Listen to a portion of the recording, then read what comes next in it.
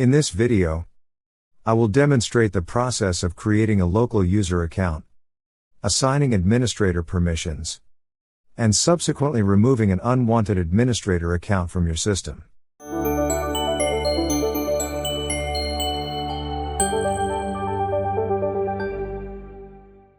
First, we begin by accessing Settings. This can be achieved by pressing the Windows key plus I simultaneously, or by right-clicking the Start icon, navigating to Settings, and then clicking on Accounts. Within the Accounts section, scroll down to locate other users. This window displays all user accounts currently configured on your system. For instance, on this particular system, I have 3 user accounts. If you click the drop-down arrow associated with an account, you will find options to change the account type from administrator to standard user, or vice versa, or to remove the account entirely. It is crucial to create a new administrator account before attempting to delete an existing one, to ensure continuous administrative access to your system. Now, let's proceed with creating a standard user account. Click on Add Account. A pop-up window will appear, prompting you on how this person will sign in. Since we are establishing a local user account, select I don't have this person's sign-in information. Allow a moment for the next page to load. On the subsequent screen, choose Add a user without a Microsoft account. You will then be presented with the user account creation window.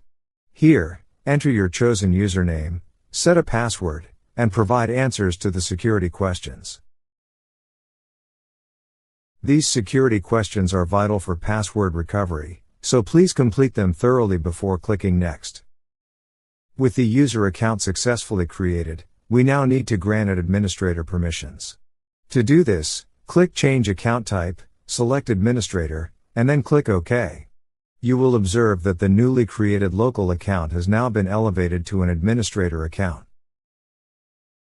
Before deleting any user account, it is imperative to back up all important data associated with that account.